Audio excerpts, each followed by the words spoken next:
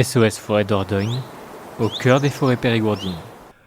Bonjour, je suis Jean Bernard, donc coprésident de l'association SOS Forêt Dordogne, qui est une association qui essaye de défendre nos forêts patrimoniales périgourdines, qui sont actuellement et depuis quelque temps déjà dévastées par l'industrie du bois, par les coupes rases qui sont systématiquement, pratiquement remplacées par des plantations en monoculture de pins maritimes. Voilà, donc aujourd'hui, le sujet, bien sûr, c'est toujours la défense des arbres. Et justement, je vais vous parler de l'arbre. Alors, la Dordogne est un département boisé sur environ 45% de sa surface, avec une grande richesse d'essences différentes. Le Périgord est donc un territoire qui sent bon l'arbre, je veux dire l'arbre des forêts aux odeurs d'humus, de champignons, à la robe changeante selon les saisons, où la vie foisonne sous toutes les formes. Mais qui sont ces arbres ? Arbres des villes, arbres des champs, arbres des forêts que nous côtoyons tous les jours, sans y prêter plus d'attention tellement ils nous sont familiers, ou plutôt, qu'est-ce qu'un arbre ? L'arbre n'est pas un volume de bois inerte. L'arbre vit, il naît. Le plus souvent, il naît d'une graine, il grandit, il grossit, se nourrit, se reproduit. Il respire, il transpire même. Et cela pour ses fonctions les plus élémentaires. Nous verrons aussi qu'il a développé, bien avant que l'humain n'arrive sur Terre, des facultés que nous ne soupçonnons même pas. L'arbre vit en symbiose avec l'atmosphère. Avec l'air, il respire. La respiration des arbres s'effectue par les feuilles, les fleurs, la tige et les racines. Les feuilles d'un arbre respirent par les stomates, qui sont des sortes de pores microscopiques qui peuvent s'ouvrir et se fermer. Les branches, le tronc et les racines respirent par les lenticelles, qui sont d'infimes ouvertures à leur surface. La respiration a lieu jour et nuit, alors que la photosynthèse, nous le verrons plus loin, n'a lieu qu'à la lumière du jour. La respiration est une fonction vitale qui permet la synthèse de nouveaux tissus. L'arbre transpire aussi. Il ne conserve pas toute l'eau qu'il absorbe par ses racines, mais en rejette une bonne partie dans l'air. Et devinez quand l'arbre transpire le plus ? Lorsque l'air est sec ou humide ? Eh bien oui, vous avez deviné, il transpire le plus quand l'air est humide, car lorsque l'air est sec, il garde de l'eau pour que ses feuilles ne fanent pas. Car si les feuilles s'assèchent, plus de photosynthèse et donc plus de nourriture et plus de croissance. Et oui, pour croître, l'arbre doit se nourrir. Il se nourrit de deux façons. Tout d'abord par ses racines, qui absorbent l'eau et les sels minéraux qui y sont dissous, et ce liquide, que l'on appelle la sève brute, remonte jusqu'aux feuilles. L'arbre est donc en symbiose avec le sol, la terre et l'eau, comme il est en symbiose avec l'air, car pour compléter la nourriture du sol, il a également besoin d'absorber l'air. Les stomates, vous vous rappelez ces petits trous microscopiques sous les feuilles, les stomates donc absorbent le gaz carbonique de l'air, le CO2, et rejettent l'oxygène. C'est l'inverse de la respiration. Le CO2 pénètre dans les cellules où il est transformé en glucides, ou en sucre si vous voulez, par une réaction qui met en lien l'eau absorbée par les racines, c'est-à-dire la sève brute, avec l'énergie solaire captée par la photosynthèse et transformée en énergie chimique grâce à la chlorophylle. Ce processus chimique va donner la sève élaborée, celle qui va nourrir l'arbre, lui permettre de respirer, de grandir, etc. Vous m'avez suivi ? Bon, dit autrement, la chlorophylle des feuilles capte l'énergie solaire et au contact de l'eau, la fameuse sève brute, transforme l'énergie solaire en énergie chimique qui transforme le CO2 contenu dans les cellules de la feuille en glucides. Cela donne la sève élaborée qui va irriguer l'arbre du houppier jusqu'aux racines. Oui, bon, c'est complexe. Pour l'anecdote, des chercheurs étudient actuellement le phénomène de la photosynthèse des végétaux. Et oui, 100% de l'énergie solaire captée est réutilisée. 0 perte d'énergie et 0 déchet. De quoi faire pâlir nos panneaux solaires. Sur les toits, les panneaux solaires, pas dans les champs. Et on peut aussi rêver à une énergie nouvelle. Oui, bon, vaste débat que l'énergie. Mais alors, me direz-vous, quand l'arbre n'a plus de feuilles l'hiver, il ne se nourrit plus ? Non. L'hiver venu, les arbres cessent toute activité de croissance.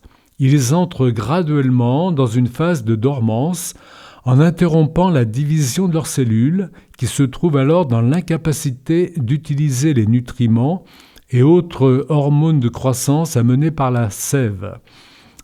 Lors de cette phase de dormance, il n'y a plus de croissance du tout. Mais bien qu'il arrête sa croissance, les mécanismes naturels de l'arbre ne s'arrêtent pas. L'arbre développe même des mécanismes de protection contre le froid et notamment le gel. Et puis au printemps, tout repart. Les bourgeons d'amour allongent au beau jour les bras de la forêt, comme disait Léo Ferré. L'arbre reprend sa croissance et grandit, plus ou moins vite en fonction de l'espèce et du terrain sur lequel il est implanté. Il grandit grâce aux tissus ligneux, solides et rigides, qui vont lui permettre d'atteindre parfois des hauteurs de plusieurs dizaines de mètres. L'arbre croît aussi en épaisseur. Il grossit, si vous voulez. Il forme des couches concentriques vers l'extérieur. Un peu comme le fait le caillou lancé sur l'étang. Les couches du bois les plus anciennes sont donc au centre et les plus jeunes à l'extérieur. Le cœur du tronc, que l'on appelle duramen, est composé de tissus morts. L'arbre se nourrit, il grossit, il grandit et bien sûr il se reproduit. Les organes reproductifs de l'arbre se trouvent dans les fleurs. Les organes mâles, appelés étamines, produisent le pollen. Les organes femelles, appelés pistils, contiennent les ovules. La fécondation a lieu lorsque le pollen se dépose sur le pistil et rencontre l'ovule. Une fois l'ovule fécondé, il devient une graine. Le transport du pollen est assuré soit par le vent, soit par les insectes. La pollinisation par les insectes est toutefois 10 fois plus fréquente que la pollinisation par le vent, d'où l'importance de préserver nos insectes pollinisateurs, les mouches, les bourdons, les coléoptères, les papillons et bien sûr les abeilles. Notons que dans certains cas, les arbres s'autofécondent. C'est la pollinisation directe. Ce sont les espèces monoïques possédant simultanément des fleurs mâles et des fleurs femelles sur le même arbre, comme par exemple l'amandier, le chêne ou l'eucalyptus. Et l'autofécondation est aussi le fait des espèces hermaphrodites. Ils ont des fleurs qui disposent d'organes mâles et femelles, comme le pommier, le cerisier ou parfois le tilleul. Donc, les fleurs fécondées forment des graines, enveloppées parfois du fruit, et dans la mesure où les arbres ont pour objectif de conquérir de nouveaux territoires et d'assurer la pérennité de l'espèce, quand vient l'automne, ceux-ci disposent de plusieurs stratégies de dispersion de leurs graines. Elles peuvent bien sûr tomber au pied de l'arbre, mais aussi être transportées par le vent ou les animaux. De nombreuses espèces animales, de toutes sortes, sont susceptibles de consommer les fruits des arbres et ainsi disséminer les graines via leurs excréments. D'autres exemples sortent parfois de l'ordinaire, notamment celui du geai des chênes. Cet oiseau assure des réserves pendant l'automne, en prévision de l'hiver, et ce, grâce à l'enfouissement de milliers de glands dans le sol. L'hiver venu, il en retrouvera pour se nourrir, mais il va en oublier beaucoup, ce qui favorisera la pousse des nouveaux arbres. L'écureuil, avec ses cachettes de provisions, joue un rôle similaire. Lorsque l'on parle d'écosystème forestier, on parle de ça, des interactions entre les espèces végétales, animales, fongiques, minérales, qu'elles soient microscopiques ou macroscopiques, qui vivent en interdépendance et que nous appelons la biodiversité. Donc les arbres se reproduisent quand ils ont atteint leur maturité. Pour le hêtre, par exemple, il faut une quarantaine d'années pour produire des fruits, et la production n'aura lieu que tous les 5 à 10 ans. Le chêne pédonculé ou le chêne sessile, eux, ne donnent des fruits que vers 60 ans. Bon, après, ils peuvent vivre plusieurs centaines d'années, donc ils auront d'autres cycles de reproduction. Après tout, un chêne de 80 ans est encore un adolescent. Le temps des arbres n'est pas celui de l'humain. Certains arbres, eux, se reproduisent par multiplication végétative, donc sans l'intervention d'organes sexués, en donnant naissance à des rejets, le cas du châtaignier qui peut se reproduire par son fruit, mais aussi par ses rejets, ou alors par des drageons. L'arbre effectue un bouturage par les racines qui font de nouvelles pousses. On peut dire à ce stade que l'arbre se clone. Il se reproduira à l'identique, même génome, même ADN. Par cette méthode, certains arbres atteignent des âges considérables. D'ailleurs, si les arbres sont sur Terre depuis des temps immémoriaux, bien avant l'apparition de l'humain, c'est qu'ils ont développé individuellement et collectivement des formes d'adaptation qui ont traversé les millénaires jusqu'à nos jours. Ce qui confirme, s'il en était besoin, que les arbres sont bien des êtres vivants puisque capables d'adaptation. Peter Wohlleben, ingénieur forestier et aussi d'autres chercheurs, démontrent que les arbres, êtres vivants, sont capables de communiquer entre eux via des messages chimiques composés de molécules volatiles pour prévenir par exemple de l'attaque d'un parasite pour que les autres arbres sécrètent une substance qui éloignera ces parasites. Un autre mode de communication se fait sous terre, par les racines, intimement liées au mycélium, champignon filamenteux qui peut couvrir des réseaux de plusieurs kilomètres sous terre en tous sens, comme une immense toile du web et qui permet aux arbres de se connecter entre eux. Ce phénomène prodigieux nous enseigne une chose, c'est que le sol qui nous porte en son sein une multitude d'organismes vivants, interconnectés, et dont nous sommes loin encore d'avoir compris tous les mécanismes. Bon, les arbres, dans leur grande sagesse, ont mis quelques millions d'années pour mettre ces systèmes au point.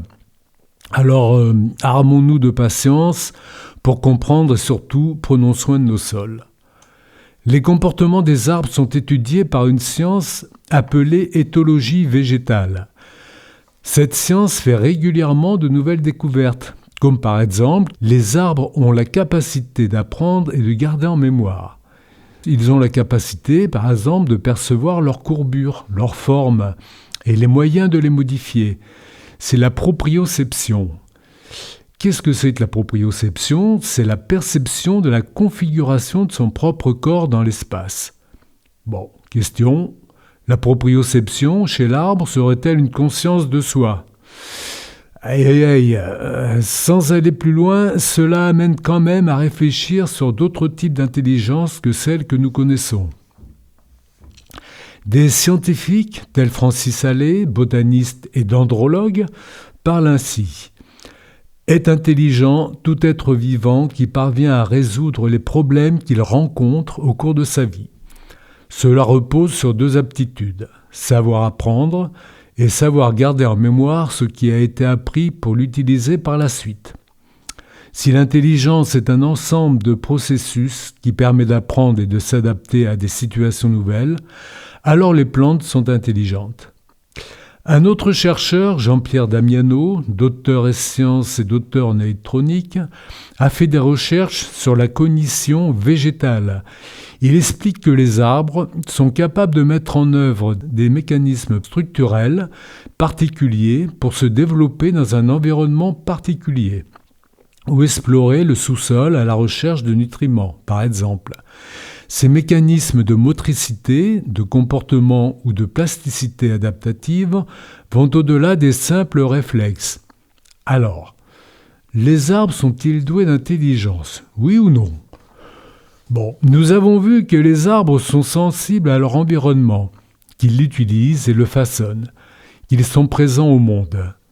Et si cette présence au monde, cette intelligence végétale, n'était après tout qu'une autre manière d'être au monde? Waouh, plutôt sympa comme idée. Bon, en attendant, n'hésitez pas à consulter notre site, notre page Facebook ou Instagram. Vous y trouverez des actualités sur la forêt, des conseils de lecture, des vidéos. Tapez SOS Forêt Dordogne dans votre moteur de recherche et vous nous trouverez. À bientôt et bonne balade en forêt. SOS Forêt Dordogne, au cœur des forêts périgourdines.